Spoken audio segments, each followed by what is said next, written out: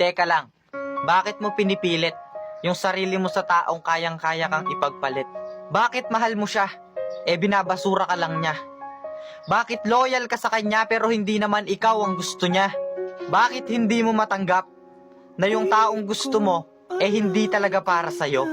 Alam mo, imbis na pinipilit mo silang piliin kanila, bakit hindi mo muna piliin yung sarili mo? Hintayin mo yung tamang tao para sa'yo. Hintayin mo yung taong bibigyang halaga yung pagkatao mo. Tandaan mong hindi pinipilit ang pagmamahal. Kusayang nararamdaman, pinipilit mo silang mahalin kanila, kaya ka nasasaktan. I'm sorry, don't leave me. I want you here with me.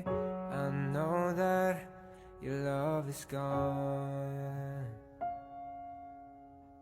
I can't breathe, I'm so weak. I know this isn't easy.